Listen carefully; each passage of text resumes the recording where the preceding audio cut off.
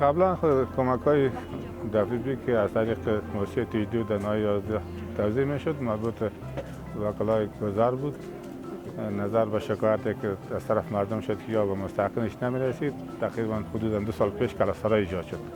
کلستر آسیفک که نماینده مردم است، از طرف مردم معرفی شد و دفعی یعنی مدت حدود کم 2 سال شده که کلستر کار میکنه.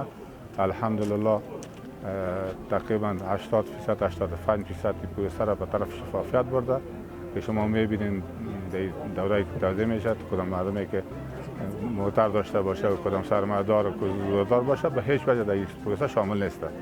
این مردم غریب است و سب تلاش همین اعضای کلستر است و قابل یادآوری است که نای 11 28 گذر داره که در 28 گذر ما یک نماینده کلستر داره، باز در 10 گذر یک رئیس داره، باز در 28 گذر باز یک رئیس میز داره که فعلا مسئولیتش به دوی شما است.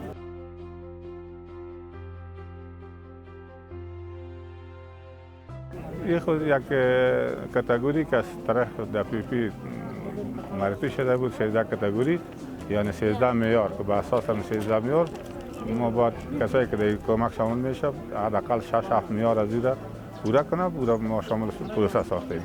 اما به ما زیاد کمک کرد که ما سابق هر کس هر چیز میگه باز ما نمیتونستیم، ولی معیارها را که دادیم از طریق نماینده، چون در کوچک نماینده است و نماینده را گفته که نمی کسی که از این 13 کاتگوری را 6-7 پورا کنه شما شامل کمک بسازه، در غیر از اگر پورا نمیتونه یا با شامل کمک نشه. کمی معیار را در نظر گرفتیم، الحمدلله پروسه بسیار شفاف شده. این خود یک پروسه بود که یک همکاری باید میشد. اگر تیزدو همکاری نمیکرد ما موفق نمیشدیم، اگر ما که تیزدو همکاری نمیکردیم بعد هم تیزدو موفق نمیشد. یک همکاری بسیار صادقانه صورت گرفته که کارمنده تیزدو، رئیس تیزدو و کسایی که در تیم‌های سروی که ما میرفتن یا مشترکاً ما تلاش کردیم هماهنگی پیدا کردیم، بعد از این پروسه موفق شدیم. یا کار بسیار نیک کردیم، ما خوش هستیم، کارمندای بسیار خوب، رهبری بسیار خوب داره. ما در مدت کم 2 سالی که در تیجدو کار میکنیم در سطح نای 11 کدام تخلف کدام خلافداری از طرف از ما ندیدم که یا به نفع شخصی خود کدام کار کرده باشه. این بسیار مهم است به خاطر اینکه نظر به آماری که فعلا میگن که بالاتر از 95% مردم زیر خط فقر است. اگرچه کمک بسیار کم است ولی باز هم یک چیز یک غنیمت است برای مردم، چون مردم زیر خط فقر است. همین 3045 که میگیرن یک پیسه کلان است برای مردم.